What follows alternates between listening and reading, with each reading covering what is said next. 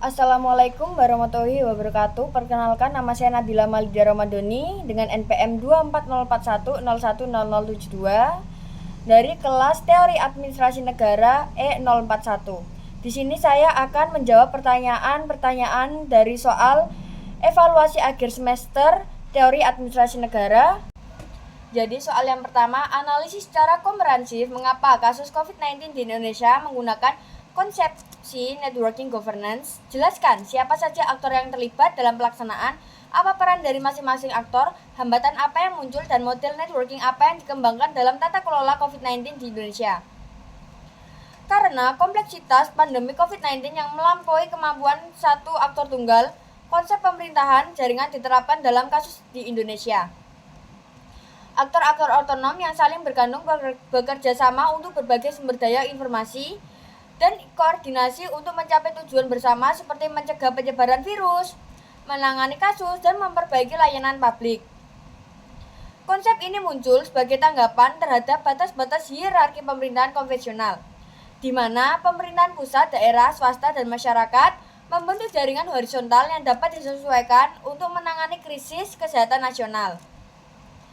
Hal ini terbukti juga dengan pembentukan gugus tugas percepatan penanganan COVID-19 oleh Presiden nomor 7 tahun 2020 yang menekankan kerjasama lintas kementerian, pemerintahan daerah, dan pihak lain. Di tingkat lokal seperti Kabupaten Kolaka, model ini diterapkan dengan membentuk Task Force Multi-Stakeholder melalui Kepub nomor 188.45/125 tahun 2020. Hasilnya menunjukkan bahwa pemerintahan jaringan berhasil mengintegrasikan aktor non-pemerintah untuk meningkatkan efisiensi respon darurat. Meskipun adanya masalah seperti perbedaan visi antar aktor. Aktor network teori ANT mendukung pendekatan ini karena memperkuat ketergantungan antar aktor manusia dan non-manusia dalam penanganan krisis karena teknologi sebagai aktor non-manusia sangat penting dalam multi-level governance. Seperti platform digital untuk mencari dan memberikan bantuan pandemi COVID-19 menuntut governance yang fleksibel, berbasis kepercayaan, dan berorientasi hasil daripada komando vertikal semata. Akibatnya, pemerintahan jaringan dipilih.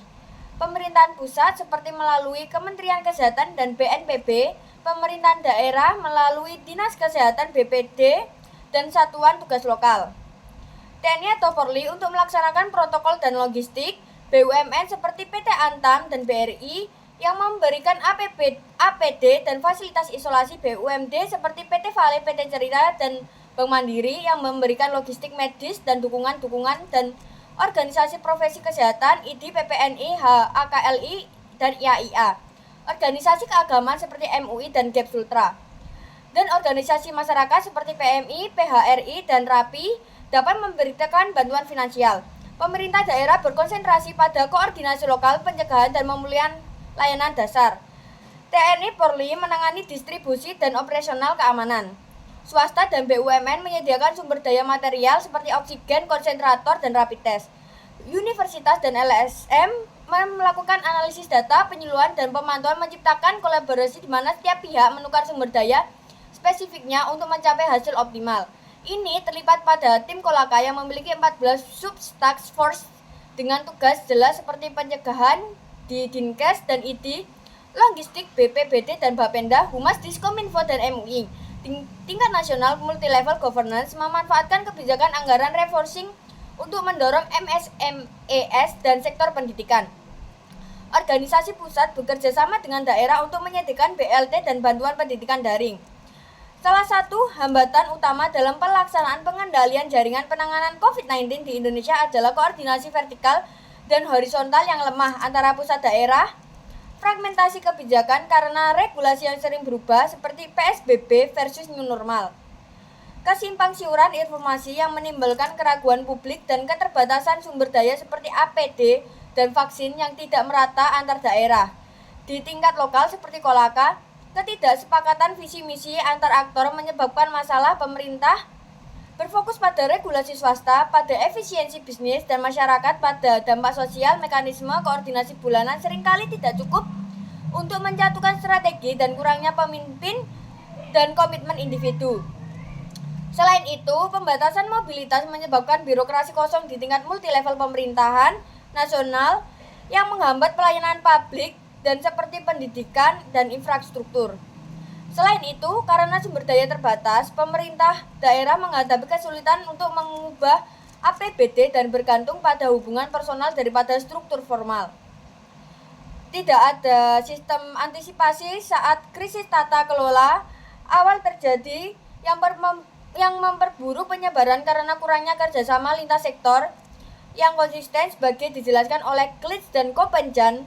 Model manajemen jaringan yang digunakan dalam tata kelola COVID-19 di Indonesia bergantung pada task force multi-stakeholder, interaksi negosiasi melalui rapat koordinasi, dan struktur self-organizing yang fleksibel tanpa aturan yang kaku.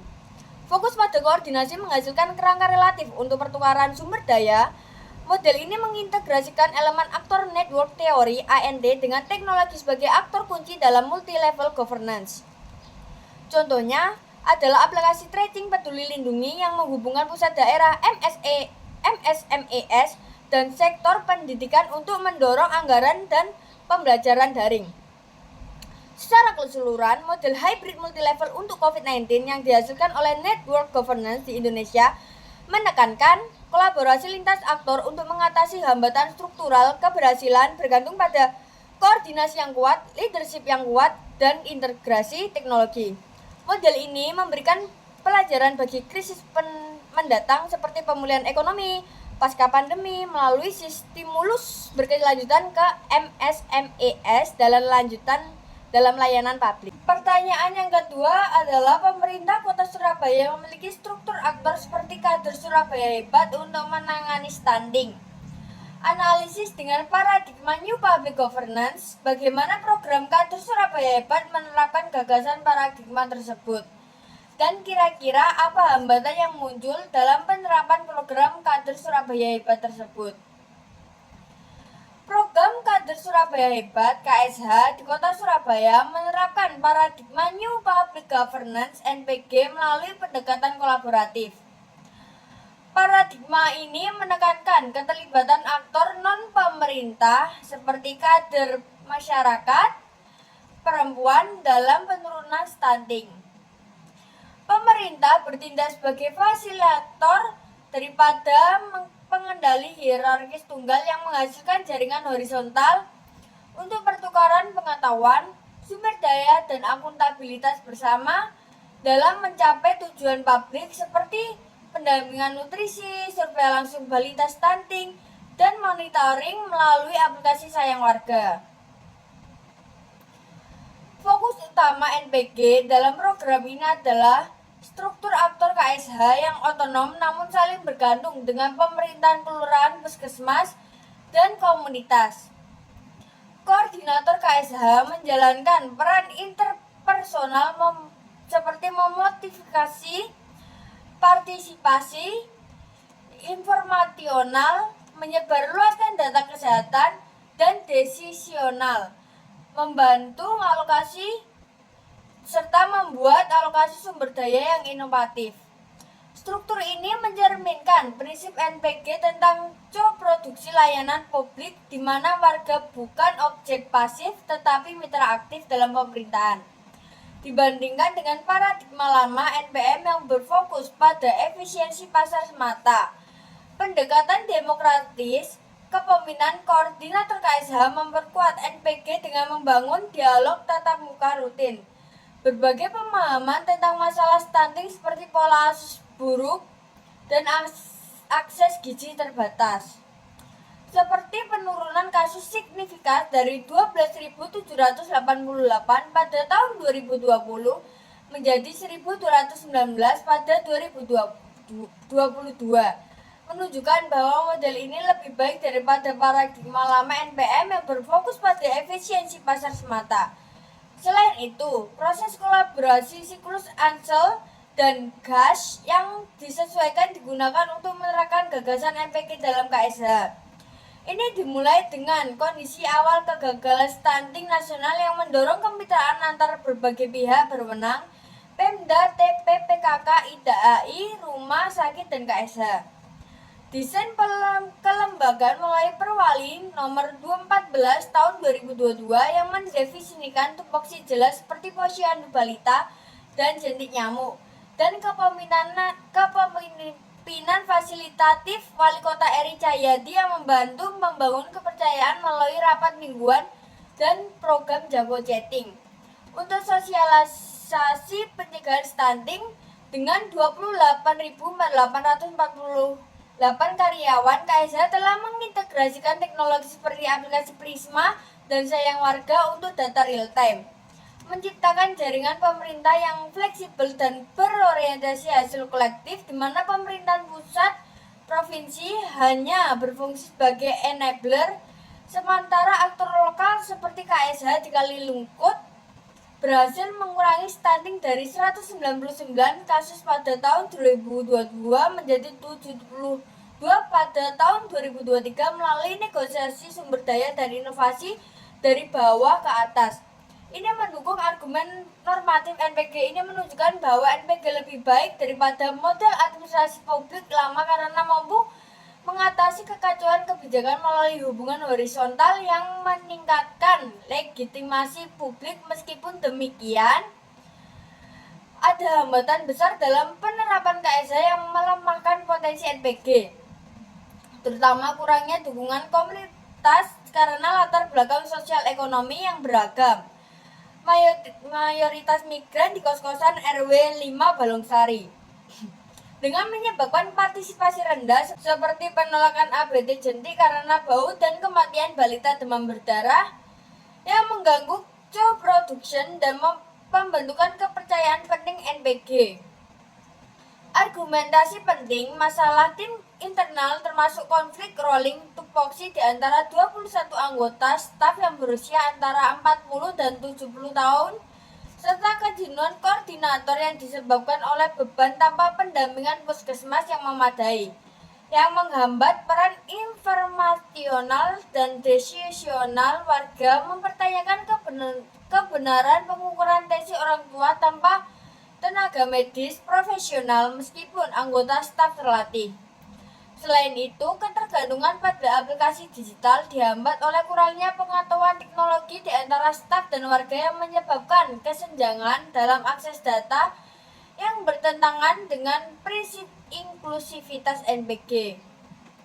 Meskipun ada dana sebesar 500.000 per bulan dan infrastruktur yang memadai, fragmentasi ini berpotensi gagal mencapai target zero stunting jika tidak diatasi dengan meningkatkan kapasitas.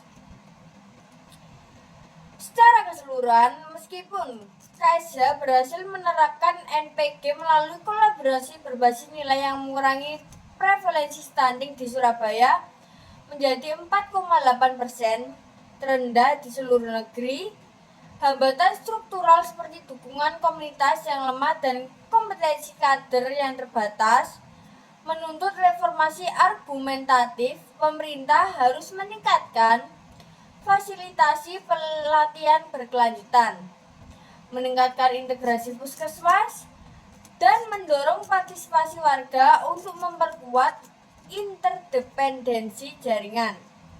Karena tanpa itu, NPG hanyalah retorika tanpa hasil, seperti yang terjadi di Kalirungkut, di mana komponen pendukung seperti kekompakan tim menjadi penyeimbang utama. Pertanyaan ketiga, mengapa paradigma New Public Governance menjadi solusi dibandingkan paradigma yang lain? Berikan jawaban secara teoretik dan contoh empiris. Paradigma New Public Governance (NPG) muncul sebagai solusi unggul dibandingkan paradigma sebelumnya seperti Old Public Administration (OPA) dan New Public Management (NPM). Karena menekankan kolaborasi horizontal antar aktor publik, swasta, dan masyarakat, sehingga lebih adaptif terhadap kompleksitas masyarakat modern. Secara teoretik, OPA terlalu kaku dengan hierarki birokratis dan aturan prosedural yang mengabaikan perubahan budaya serta kebutuhan masyarakat. Sementara NPM fokus pada efisiensi pasar dan menteri kinerja, tapi mengurangi peran politik demokratis serta mengabaikan koordinasi lintas organisasi.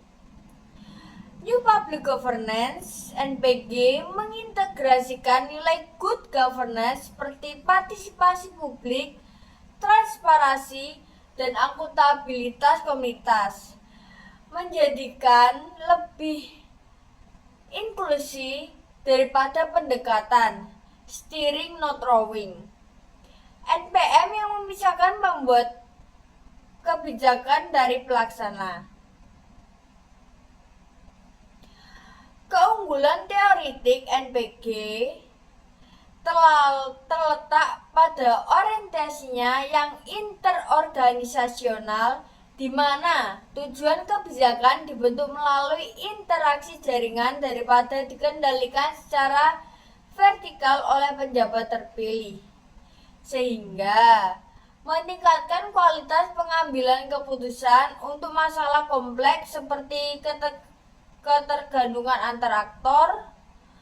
Berbeda dengan NPM yang menggunakan instrumen bisnis seperti indikator kinerja dan privatisasi untuk efisiensi internal.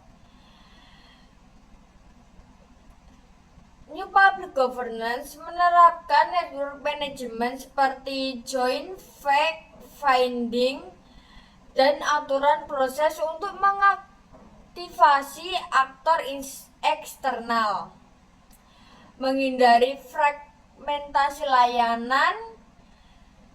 Pendekatan ini juga mengatasi kelemahan NPM dalam mengabaikan legitimasi input dengan menjadikan pejabat sebagai meta-governor yang memfasilitasi dialog, bukan sekedar pengukuran output.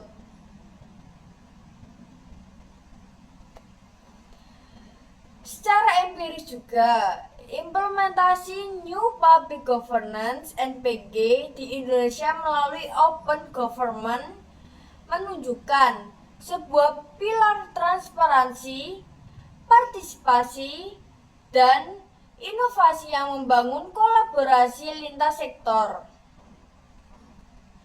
Meskipun masih ada kekurangan praktik, contohnya sukses termasuk sistem pelayanan publik Rajaya Sipraja di Kabupaten Sidoarjo yang mengadopsi prinsip NPG New Public Governance via inovasi digital untuk transparansi dan akuntabilitas, mengoptimalkan efisiensi birokrasi sambil melibatkan masyarakat dalam pengelolaan layanan.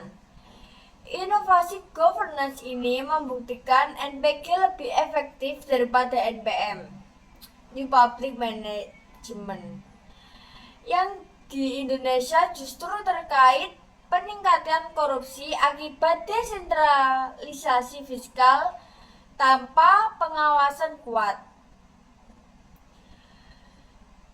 Dibandingkan dengan paradigma lain, New Public Governance secara empiris unggul dalam menghasilkan solusi baru untuk masalah kompleks seperti kebijakan akses pendidikan yang merata dan bantuan perumahan swadaya di Gorontalo yang berhasil melalui kolaborasi norma, sosial, dan jaringan. Sementara New Public Management efektif untuk efisiensi sumber daya di negara berkembang, New Public Governance lebih relevan karena menangani interdependensi sosial dengan fokus pada nilai publik dan kepercayaan mutual, menghasilkan pemerintahan yang responsif dan demokratis. Dengan demikian, New Public Governance menjadi solusi berkelanjutan di era ketergantungan jaringan.